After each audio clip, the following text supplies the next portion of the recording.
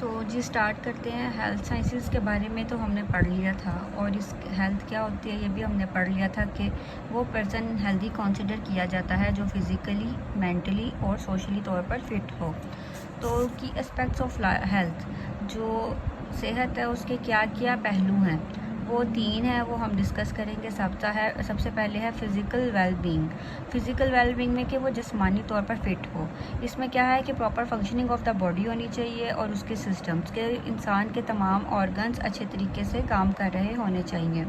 इसके लिए इंसान को बैलेंस डाइट लेनी चाहिए जिसके अंदर प्रॉपर न्यूट्रिशन हो, अच्छी ग़िज़ा हो, रेगुलर एक्सरसाइज करनी चाहिए, प्रॉपर रेस्ट 8 घंटे की नींद लेनी चाहिए एंड अवॉइडिंग हार्मफुल सब्सटेंसेस, और वो चीज़ें जो उसको नुकसान पहुंचाएं या कोई नशा आवर अद्वियात, वो उसको परहेज़ करना चाहिए। ये इंसान के फ़िज़िकली वेलबींग होने का सबूत देता है।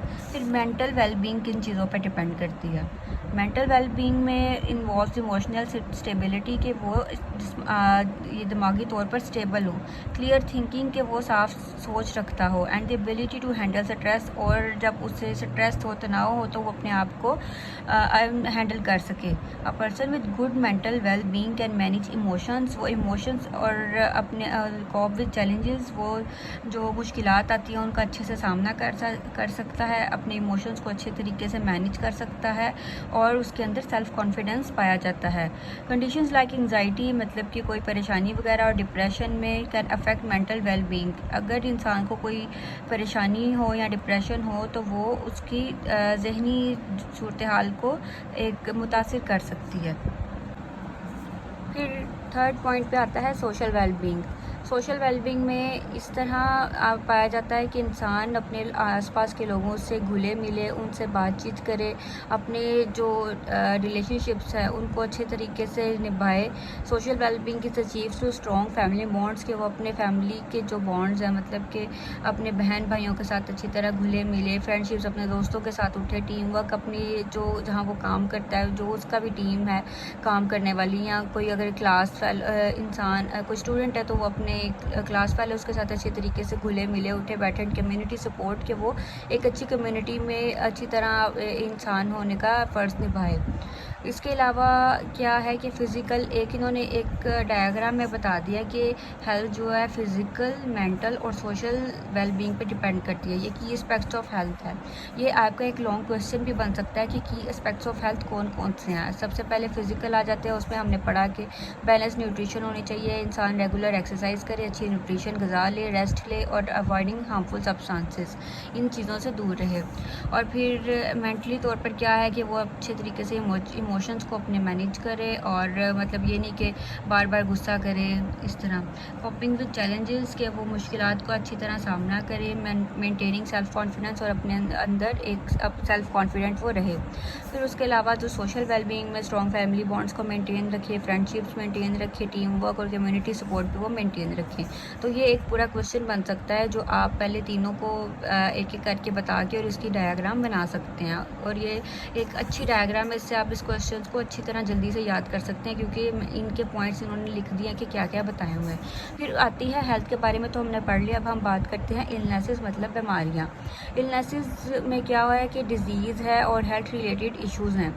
डिज़ीज़ और जो सेहत से रिलेटेड कोई भी मसाइल हैं वो उस बीमारी के अंदर आ जाते हैं।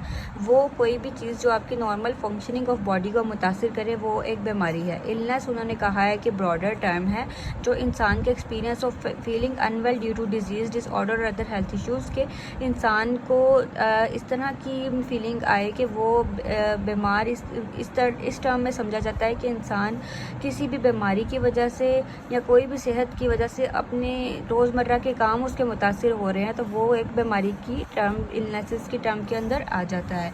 Illnesses can be short term और लॉन्ग टर्म।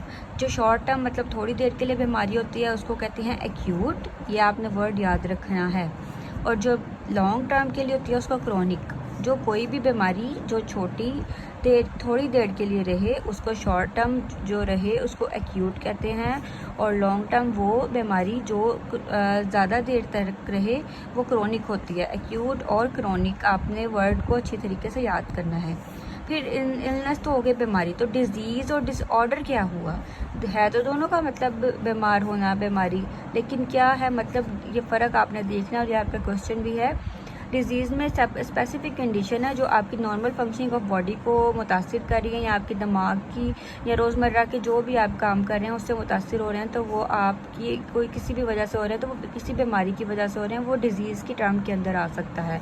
इसके अंदर क्या है कि वो कोई इन्फेक्शन हो सकता है, कोई जेनेटिक फैक्टर्स जो होते हैं, जैसे कि कोई आपके माँ बाप को बीमारी है तो आपके अंदर भी कोई मुंतकिल हुई है, और इन्वायरमेंटल इन्फ्लुएंसेस या फिर ये आपके इन्वायरमेंट के चेंज होने की वजह से, जैसे मौसम चेंज होता है तो आप कोई बीमार हो जाता है, किसी को कोई ये ज़ुकाम वगैरह हो जाता है, तो ये किस में आता है, डिज़ीज़ के अंदर आता है। और इसके डिज़ीज़ के अंदर साइंस और सिम्टम्स होते हैं इसके, जो हमें क्लियरली पता चल जाता है कि इसके ये साइंस हैं, जैसे कि मलेरिया है या फिर डायबिटीज़ है तो हमें पता चल जाता है, जैसे मलेरिया में काफ़ी बुखार हो जाता है, और ब्लड शुगर जो है वो आपकी शुगर इंक्रीज़ कर जाती है, डायबिटीज़ में या लो हो जाती है या हाई हो जाती है, तो ये इसके डायबिटीज़ का साइंस हैं। और ये मलेरिया के साइंस का है कि रेड स्पॉट्स आपकी बॉडी पे आ जाते हैं और बीमार बुखार हो जाता है।